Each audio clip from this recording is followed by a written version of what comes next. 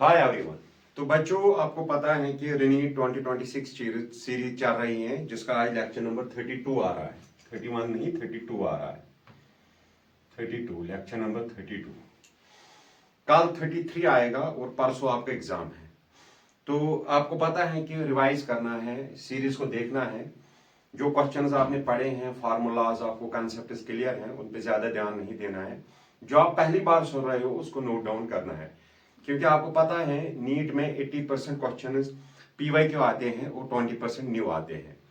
तो लेते हैं हम आज क्वेश्चन नंबर 34। 33 हमने किए हैं। हाँ, क्वेश्चन नंबर 34 हम मोशन से ले रहे हैं, जो डिफरेंशिएशन बेस्ड है। बहुत बार पूछा गया है ये नीट में। तो क्वेश्चन अगर हम देखेंगे, a particle is moving in a straight line. A particle is moving in a straight line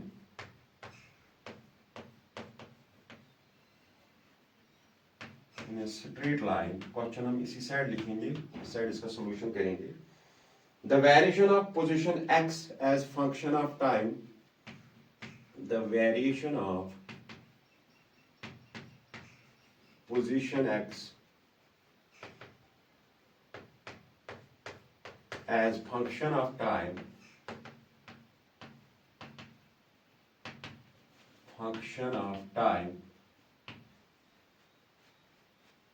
t is given as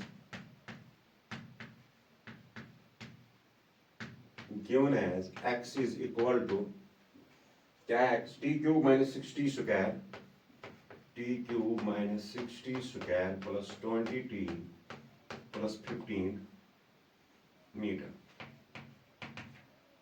x क्या दिया है हमें, पोजीशन क्या दी है, T cube minus 60 square plus 20t plus 15। The velocity of the body when its acceleration becomes 0. Find the velocity of the body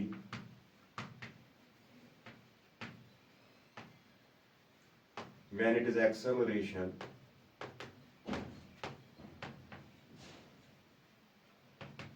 becomes 0. ये सब का आएगा, बहुत आसान है।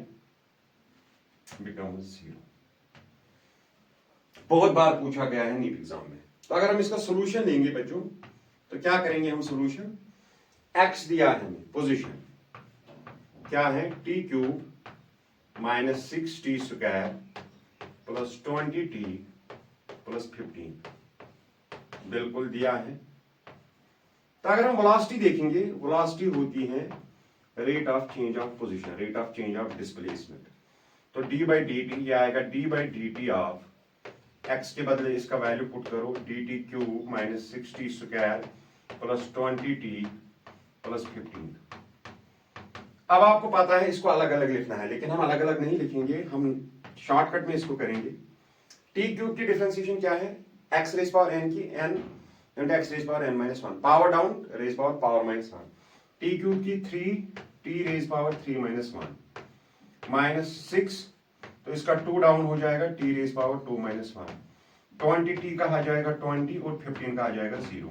तो वेलोसिटी हमें क्या मिली है बेटा, 3t square minus 6 2 12t plus 20। ये हमारे पास फर्स्ट। अब हम एक्सेलरेशन लेते हैं। एक्सेलरेशन जो होती है वो होती है dv by dt, rate of change of velocity is acceleration. वो आएगा d by dt of v का वैल्यू पुट करो, यहाँ क्या है v का value, 3t square minus 12t plus 20। तो क्या आएगा, a 3t स्क्वायर का 2 down, t raise power 2 minus 1 minus 12, 20 का हो जाएगा 0। 3 2 6t माइनस 12। अब इसने बोला अगर एक्सेलरेशन 0 होगी, if acceleration is 0 then 6t minus 12। तो 12 यहां लाओ, 12 इज इक्वल टू 6t। तो 6 1 2 t is equal to 2 second. जब t 2 सेकंड होगा, जब t 2 सेकंड होगा तो एक्सेलरेशन 0 होगी। उस टाइम वेलोसिटी क्या होगी, पुट इट हियर। तो वेलोसिटी क्या होगी, velocity is equal to 3t square के बदले t के बदले 2 का स्क्वायर माइनस 12, t के बदले 2 प्लस 20। तो क्या आएगा, 2 4 3 12 माइनस 24 प्लस 20, 32। 24 में से 12 12 12 वो 20 को 8, 8 meter per second. The answer is 8 meter per second. This is solution of this question. This is very easy. As you have found this question in the basic method, differentiation में आपने इसको बहुत बार किया होगा. This is a question of a motion in a straight line. तो फिर आपने इसको क्या किया होगा, बेसिक मैथ्स में आपने इसको किया होगा जब आप डिफरेंशिएशन सीखते हो. अगर आपने डिफरेंशिएशन नहीं पढ़ी है तो आप मेरे प्लेलिस्ट में जाओ, वहां कैलकुलस पे 4-5 लेक्चर्स हैं, डिफरेंशिएशन इंटीग्रेशन कंप्लीट हो जाएगी. ये था क्वेश्चन नंबर 34. ये बहुत इजी था. मोशन में से मैंने इसको उठाया था क्योंकि भरोसा नहीं है एनटीए ऐसे क्वेश्चन पूछते हैं, क्योंकि इसको पूछा गया था इसी साल 2026 जेईई मेंस में पूछा गया था. तो ऑप्शन आपके सामने था 8 मीटर पर सेकंड. अब लेते हैं क्वेश्चन नंबर 35. इस क्वेश्चन नंबर 35 इसको इस मार्कर से लिखेंगे. Consider 2 ideal diatomic gases. Consider 2 ideal diatomic gases.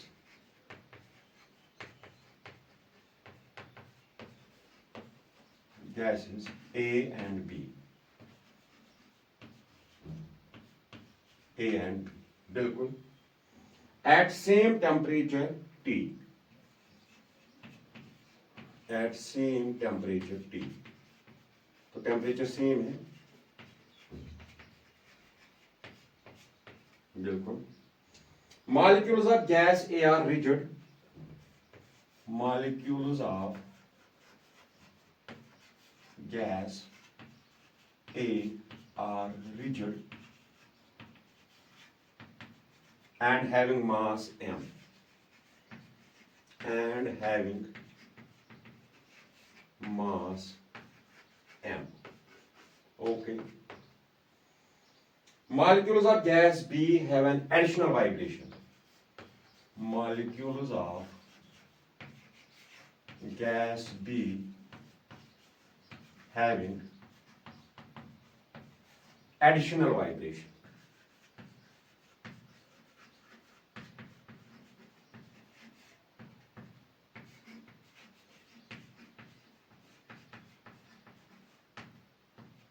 Gas B having additional vibration mode and having mass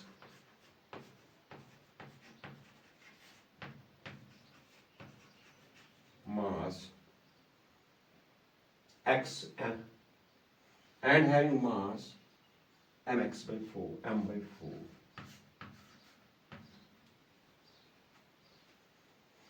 M by 4. The ratio of the specific heat is, बहुत अच्छा question. The ratio of the specific heat is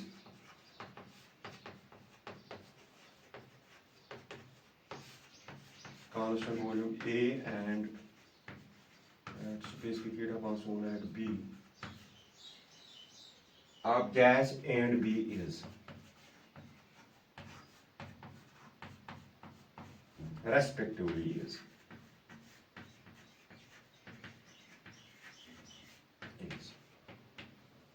बहुत आसान, बहुत आसान है. देखो बच्चों, specific heat हमें पता है ये होती है FR/2. डिग्री ऑफ फ्रीडम ये है R, कांस्टेंट जो है डिवाइड बाई 2, गैस कांस्टेंट. तो हमें पता है R भी कांस्टेंट है, 2 भी कांस्टेंट है, ये डायरेक्टली प्रोपोर्शनल है F. तो अगर मैं specific heat of A to the specific heat of B लूंगा तो वो आएगा FA/FB. Degree of freedom of gas A divide by degree of freedom of gas B. अब मुझे बोलो एक चीज, अगर हम degree of freedom of A देखेंगे, सुनना, बात सुनना, कंसेप्ट को समझना. Concept 2 ideal diatomic gas having same temperature T. डेमी डाटा एंड हैविंग मास m. डेमी डाटा and having mass m by 4. This is Demi data, क्योंकि हमें डिग्री ऑफ फ्रीडम से है. बस यहाँ पे एक पॉइंट दिया है, molecules of gas A are rigid. Rigid का मतलब क्या है? रिजिड का मतलब है ये दो चीजें हैं, रिजिड हैं तो इनके जो बीच जो सेपरेशन है वो कभी कम नहीं हो जाएगी ना ज्यादा हो जाएगी. जो सेपरेशन है वो है सेपरेशन, कांस्टेंट सेपरेशन होगी इन दो के बीच. मतलब है इस बात का ये वाइब्रेट नहीं कर रहे हैं. जब ये वाइब्रेट नहीं कर रहे हैं तो डिग्री ऑफ फ्रीडम ऑफ ए होगी 3 होगी क्या ट्रांसलेशनल, 2 होगी दो क्या होगी रोटेशनल और 0 होगी वाइब्रेशनल। तो 3 2 5। इसकी क्या होगी degree of freedom of B diatomic gas से 3 होगी ट्रांसलेशनल, 2 होगी रोटेशनल और 2 होगी वाइब्रेशनल, क्योंकि इसमें वाइब्रेशन है एडिशनल वाइब्रेशन मोड। 2 ये 3 2 5 2 7 द रेशियो इज 5:7। देखो कितना आसान, the ratio is 5 translational rotational and vibrational. अब देखा बेटा कितना आसान है, बस इतना दिया था मॉलिक्यूल्स ऑफ गैस या रिजिड। अगर ये रिजिड है तो इसमें वाइब्रेशनल जो है डिग्री ऑफ फ्रीडम वो कितना होगा 0 होगा। ये तो कॉमन सेंस। ये था क्वेश्चन नंबर 35। अब चलते हैं क्वेश्चन नंबर 36 की तरफ। देखेंगे आज कितने कंप्लीट हो गए। 45 की मैं कोशिश करूंगा।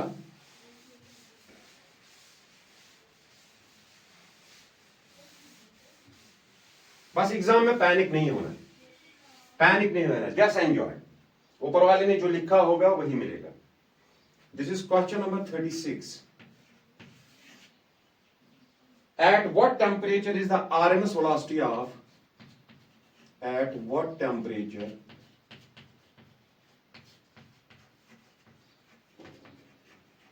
is the RMS velocity of hydrogen, velocity of a hydrogen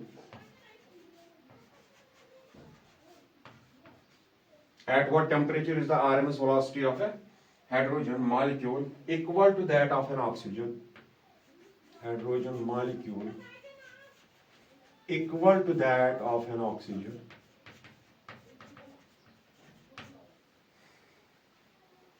of an oxygen molecule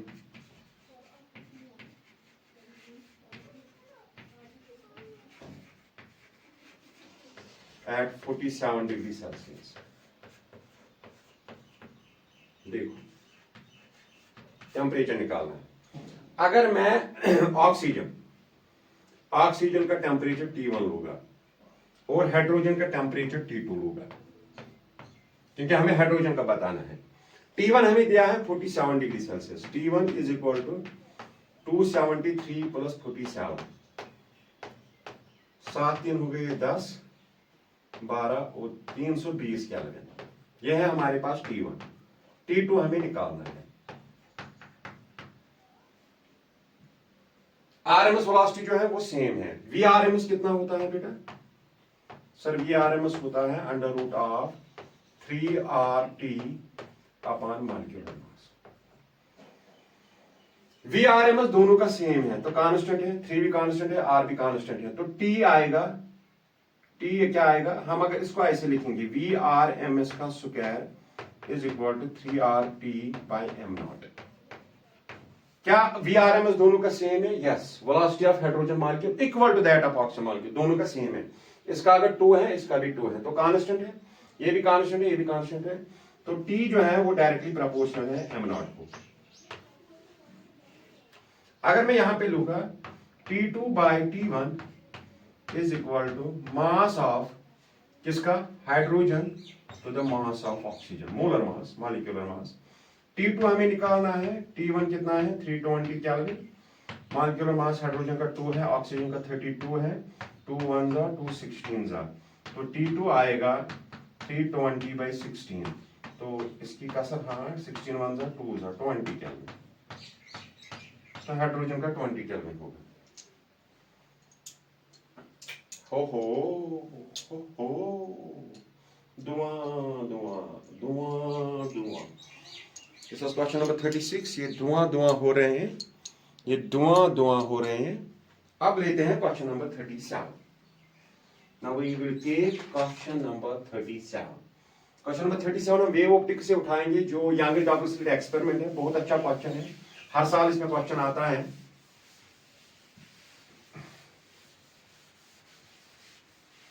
path difference, phase difference पता होना चाहिए, इंटेंसिटी पता होनी चाहिए, फ्रिंज विड्थ पता होनी चाहिए। तो question number 37 in Young's double slit experiment, in Young's double slit experiment, YDSE short में लिखूंगा मैं, Light from two identical sources. Light from two identical sources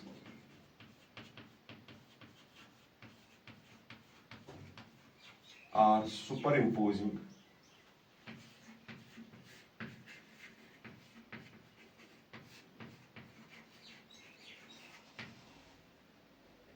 on a screen. The part difference, आदि question फिर मुझे याद होते हैं जबान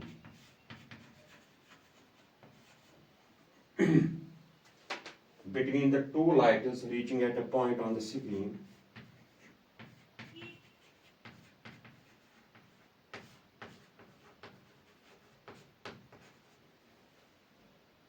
the part difference between the two lights reaching at a point on the screen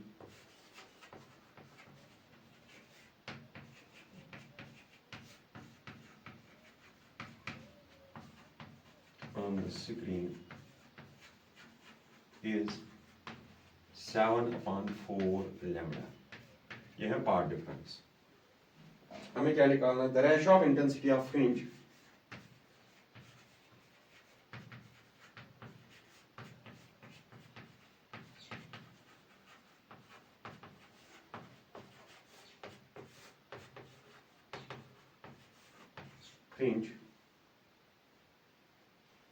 at this point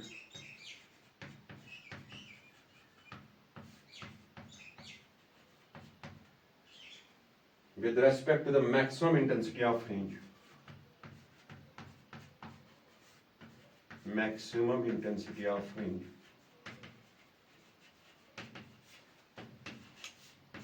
is very good. अच्छा question है. Young double slit experiment में इस साल भी क्वेश्चन आया था, तो इसमें क्वेश्चन आने के 110% चांसेस है. तो हमें क्या दिया है बेटा? To identical sources, path difference delta x दिया है हमें. पाथ डिफरेंस कितना है बेटा? 7/4 लैम्डा. और हमें पता है for two identical sources I होता है I max cos square phase difference.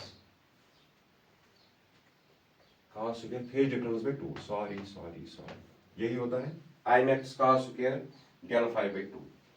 तो हमें निकालना है I by I max. I by I max आएगा cos square del phi by 2. तो फिर आप ये पार्ट डिफरेंस है, ये फेज डिफरेंस है. फेज डिफरेंस क्या होती है? Del phi. किसी को पता है फेज डिफरेंस क्या होती है बेटा? फेज डिफरेंस क्या होती है? कोई मुझे बता सकता है? 2 pi by lambda into path difference. यही होती है फेज डिफरेंस. यही होती है 2 pi by lambda into path difference. Phase difference, path difference. 2 pi by lambda phase difference कितनी है? 2 pi by lambda. Path difference 7/4 lambda. Lambda cut 2 1 2 2 7/2 pi. तो क्या आएगा? I by I max. I by I max is cos square del phi के बदले 7/2 2 2 4 7/2 पाई. अगर मैं इसको अब इसकी काटापुटी हमने कर ली है, अब इसको ट्रिग्नोमेट्री से हम क्या करेंगे? सॉल्व करेंगे. देखो कैसे करना है बेटा. I by I max is equal to cos square. अगर मैं इसको 2 पाई माइनस कितना लिखूं? 6 आएगा ये वो पाई बाई 4. तो आप देखो 4 2 जा 8 pi minus pi 7 pi by 4. ये किस में आ रहा है? 2 पाई होगा 360. 2 पाई माइनस 5 बाई 4 आता है फोर्थ क्वाड्रेंट में. Add sugar to coffee. Fourth quadrant में cos पॉजिटिव है. अगर हम यहां देखेंगे cos 2 पाई माइनस थीटा, तो cos पॉजिटिव है, ये आएगा cos थीटा. तो यहां क्या आएगा? यहां ये आएगा cos स्क्वायर पाई बाई 4. तो cos स्क्वायर पाई बाई 4 कितना होगा, cos स्क्वायर पाई बाई 4 कितना होता है 180/4, वो होगा 45। cos 145 कितना होता है 1/√2, और ऊपर क्या है स्क्वायर है, स्क्वायर और रूट कैंसिल तो आएगा 1/2। लाओ I by Imax is intensity to the maximum intensity of the fringe is 1/2। दुआ आपके सामने क्वेश्चन दुआ यह है यंगस डबल स्लिट एक्सपेरिमेंट। इसमें आपको पता है पाथ डिफरेंस, डेल्टा एक्स होता है पाथ डिफरेंस, ये दिया था। ये होता है phase difference del phi, phase difference होता है 2 pi by lambda into the path difference del x,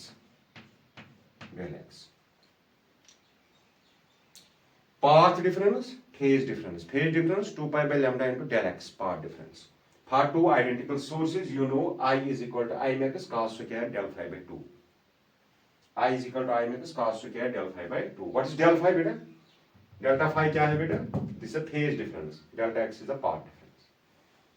This is Young's double slit experiment for two identical sources।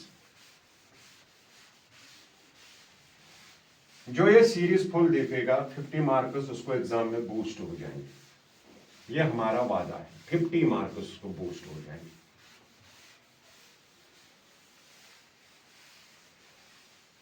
हम थोड़ी ना ये सीरीज चलाते, इस सीरीज का 32 लेक्चर है, तो इसका मतलब है वर्क पावर एनर्जी मैंने कंप्लीट किया होगा अगर मैंने वर्क पावर एनर्जी पढ़ा था। तो लेते हैं क्वेश्चन नंबर 37।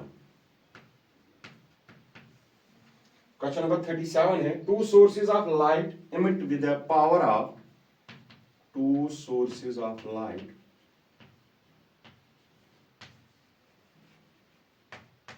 दो सोर्सेज हैं लाइट के, emit with the power of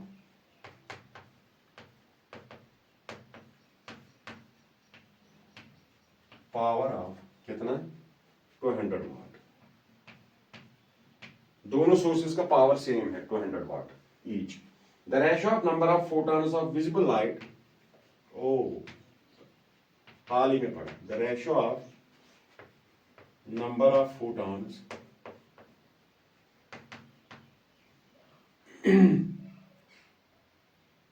of visible light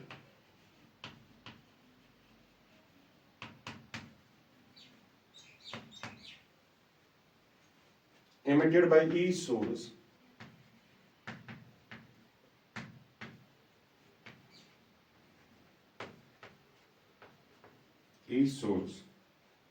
having wavelengths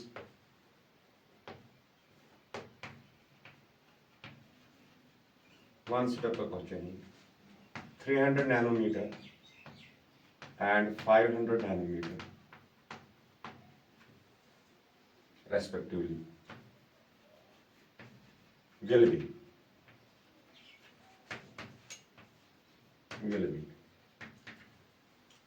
two sources of light emit with a power of 200 watt, 200 वाट है पावर ईच का। Ratio of number of photons, तो हमें number of photons निकालना है dn by dt, number of photons per unit time की होता है बेटा p लैम्डा बाय hc। तो अगर हम देखेंगे dn by dt होता है डायरेक्टली प्रोपोर्शनल टू लैम्डा। देखो बेटा क्यों, पावर सेम है दोनों का पावर सेम है। hc तो constant, Planck's constant, speed of light is constant, तो ये आएगा, इसको लिखेंगे हम लैम्डा 1 बाय लैम्डा 2। कितना है लैम्डा 1 300 नैनोमीटर, लैम्डा 2 कितना है 500 नैनोमीटर। नैनोमीटर दो जीरो कैंसिल तो 3/5। जो number of photons per unit time कितना होगा बेटा 3/5। बहुत आसान है तो 1 पॉइंट 1 स्टेप क्वेश्चन पूछा जाता है नीट के लिहाज से। ये आसान नहीं है, ये डिफिकल्ट क्वेश्चन है नीट के लिहाज से, जेडब्ल्यू मेंस में पूछा गया है। मैंने दिखाया है dual nature of matter and radiation में, how to find the total number of photons per unit time. Question number 37 के बाद हम क्वेश्चन नंबर 38 लेंगे, यहीं पे लेंगे क्वेश्चन नंबर 38, यहीं पे लेंगे, आसान है। If mass energy equivalence is taken into account, if mass energy equivalence is taken into account. देखना क्वेश्चन, अगर हम मास एनर्जी इक्विवेलेंस को कंसिडर करेंगे, when water is cooled to form ice, when water is cooled to form ice,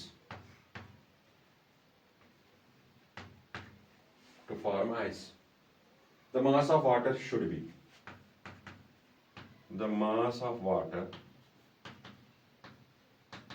should be, question समझ आया? बहुत आसान है। मास एनर्जी इक्विवेलेंस क्या होती है मेरे बच्चों? E is equal to mc square. Mass can convert into energy, energy can convert into mass as per the Einstein. ये बोलता है जब हम वाटर को कूल करते हैं, आइस बनाते हैं, वाटर में से हम एनर्जी निकालते हैं तो वो जम जाएगा, बर्फ बन जाएगा उसका। तो पानी के मास को क्या हो जाएगा? क्या ये न्यूक्लियर रिएक्शन है कि केमिकल रिएक्शन है? I think this is chemical reaction. जो क्वेश्चन पूछा गया है ये केमिकल रिएक्शन है। और केमिकल रिएक्शन जो होती है वो बेस्ड होती है law of conservation of mass. ये अगर न्यूक्लियर रिएक्शन होती तो हम सोचते हैं law of conservation of mass लगेगा कि नहीं लगेगा, लेकिन ये केमिकल रिएक्शन है, डायरेक्ट केमिकल रिएक्शन है। Law of conservation of mass is valid. जब मास वैलिड रहेगा तो mass of water should be, it will remain unchange, ना इंक्रीज होगा ना डिक्रीज होगा, it will remain unchanged, remains unchanged. Because आपको ये समझ आना चाहिए this is a chemical reaction and in chemical reaction is based on the law of conservation of मास। देखो क्या क्वेश्चन पूछा था, जेडब्ल्यू मेंस 2026 में पूछा गया था। The mass of water should be increase, decrease, remains unchanged, first increase then decrease, remains unchanged. Because this chemical reaction जो होती है वो law of conservation of mass valid होता है। This was all about 38 question. 38th question. अब लेते हैं हम सरफेस टेंशन में से मैकेनिकल प्रॉपर्टीज ऑफ फ्लूइड। इसमें से एक क्वेश्चन लेंगे, अभी तक कभी नीट में नहीं पूछा गया है, कभी भी नहीं, इसलिए मैंने लिया है, नया क्वेश्चन है, आने के चांसेस हैं। अब हम दो क्वेश्चंस लेंगे जो कभी भी नीट में नहीं पूछे गए हैं लेकिन आने के बहुत ज्यादा चांसेस हैं। दोनों नए हैं तो दोनों आप ध्यान रखोगे, दोनों पे बेटा, दोनों नए हैं तो दोनों पे ध्यान रखो। This is question number 39। 39. A small liquid drop of radius r, a small liquid drop of radius r is divided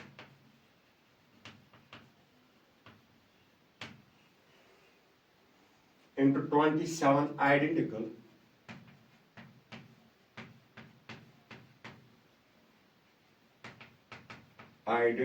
liquid drops.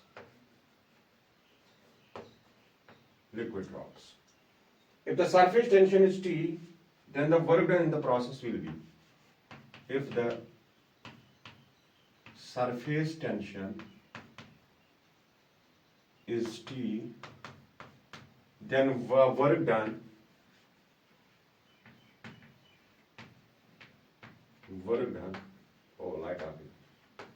in the process will be। दोनों क्वेश्चन मैं देखूंगा और दोनों का हम सॉल्व करेंगे। नाउ क्वेश्चन नंबर 40 वो भी लिखेंगे तो दोनों का हम फिर सॉल्व करेंगे। An object is placed at a distance of 12 centimetre, optics का क्वेश्चन है, रे ऑप्टिक्स का। An object is placed at a distance of 12 centimetre in front of a plane mirror. Oh, plane mirror का question है, कभी नहीं पूछा है। Of a plane mirror,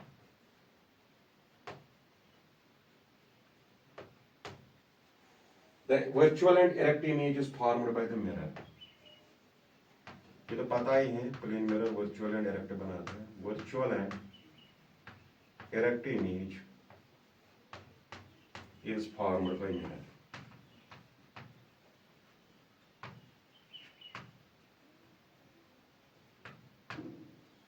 Mirror. Now the mirror is moved by 4 centimeter. Now the mirror is moved by 4 centimeter towards the stationary object.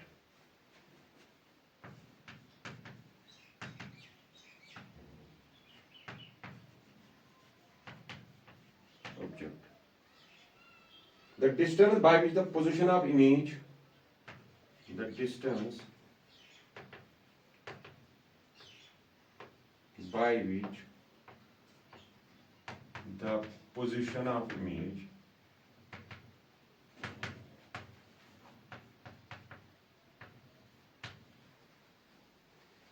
would be shifted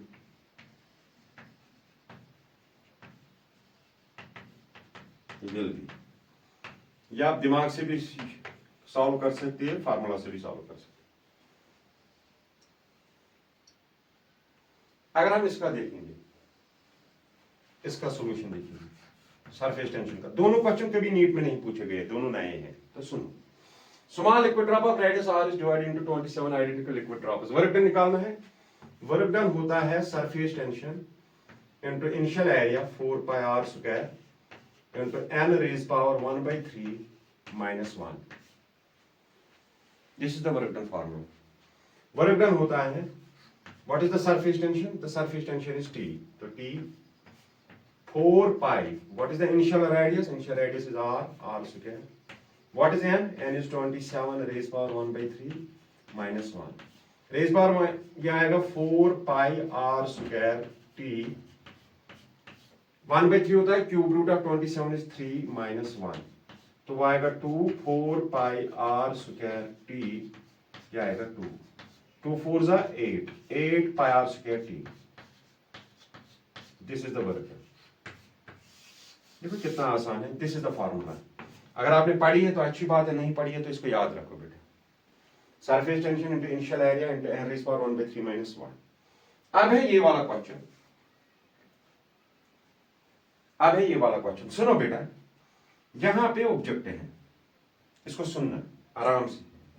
this is object, यहां पे मेरा plane mirror है, image यहां बनेगी। जितना दूर object होगा image भी उतनी दूर होगी। अगर ये 12 सेंटीमीटर है तो ये भी 12 सेंटीमीटर है। Let's take images here.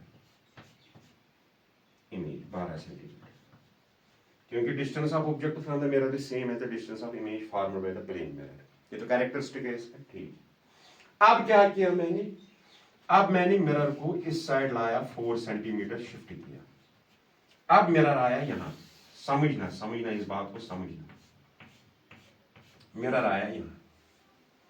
अब जब मिरर 4 सेंटीमीटर यहां आया तो ये टोटल कितनी हो गई, 12 और 4 हो गई 16। स्टेशनरी ऑब्जेक्ट ये है। अब इमेज जब मैंने इसको शिफ्ट किया तो ये यहां आया। अब 16 सेंटीमीटर क्या हुआ बेटा, मिरर और इमेज के दरमियान 16, 12 और 4 16। ये देखो ये कितना है, 12 में से 4 हटा, ये 8 सेंटीमीटर है गया। इमेज और ऑब्जेक्ट की डिस्टेंस सेम होती है, तो इसको कितना शिफ्ट करना है, तो मुझे लग रहा है इमेज आएगी 8 सेंटीमीटर। इमेज आएगी यहां, तो इमेज भी कितनी दूर होगी इससे, मिरर से। इमेज आएगी फॉर एग्जांपल यहां, ये 4, ये मान लीजिए 4, इमेज आएगी यहां, ये इमेज की भी डिस्टेंस होगी 8 सेंटीमीटर। तो कितना आना है इसको, 8 centimetre towards the mirror. Image will shift, ये इमेज है तो ये शिफ्ट ऐसे करेगी, image will shift 8 centimetre towards the mirror. ये है कश्मीरी हिसाब, हमारा जुगाड़, मतलब हमने इसको दिमाग से किया है। कैसे किया है, मिरर यहां था, ये भी 12, ये भी 12। अब मिरर 4 आया इधर, जब 4 आया इधर 12 और ये 4 हो गए 16। अब इमेज कितनी दूर है, 16। ऑब्जेक्ट कितना दूर है, 8। अगर ऑब्जेक्ट 8 दूर है तो इमेज भी 8 दूर होनी चाहिए, तो 16 में से 8 हटा, वहां 8 बचे। 8 सेंटीमीटर शिफ्ट होना है इमेज को टुवर्ड्स द मिरर। अगर फार्मूला से करना है तो फार्मूला से आप ऐसे करो। हमें पता है वेलोसिटी ऑफ इमेज होती है twice velocity of mirror minus velocity of object. This is the formula. Velocity of image is equal to twice velocity of mirror minus velocity of object. We know object is stationary, so the velocity of the object is 0. तो velocity of image क्या है बेटा? Twice velocity of mirror. What is velocity? Displacement upon time. Displacement of image divided by time. Twice displacement of what? Mirror divided by time. Time or time cancel. Displacement of image is equal to displacement of mirror. What is displacement of mirror? 4 centimeter minus 4. Left side है ना? Minus 4. तो image का कितना होगा? What is the displacement of image? Minus 8 centimeter. Minus 8. Minus 8 होगा इस तरफ left side आएगी towards the mirror. 8 centimeter towards the mirror.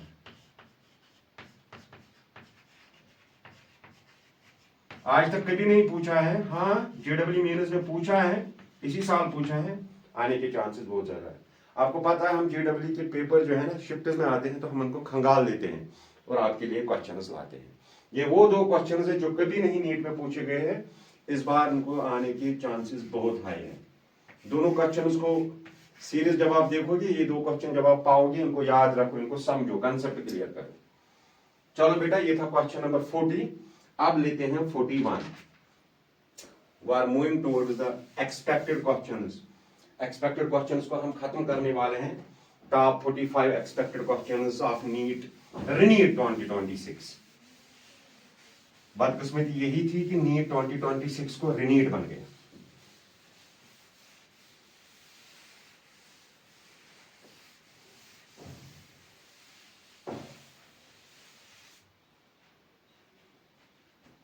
अब हम लेते हैं आज का आखिरी question, question 41।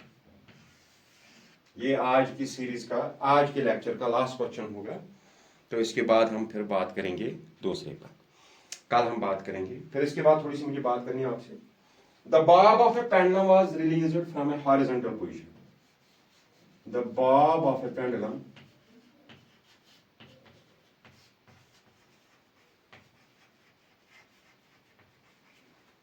was released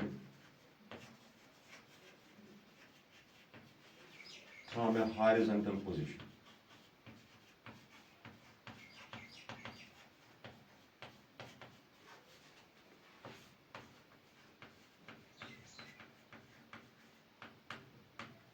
Bob of a pendulum was released from a horizontal position.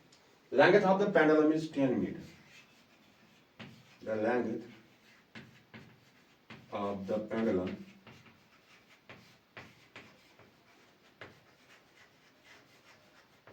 is 10 meters. Very easy. 10 meters.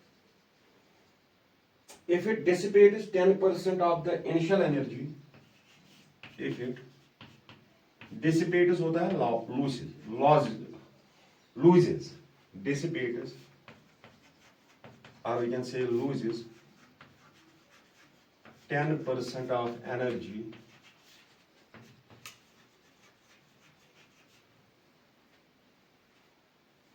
initial energy, 10% of initial energy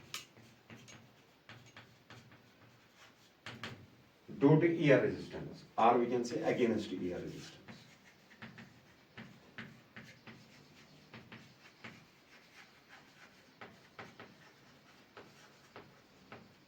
Air resistance.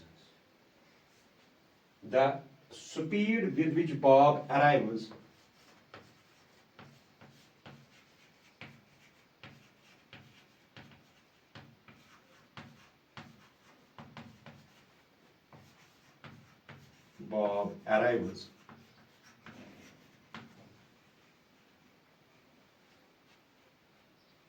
at the lowest point is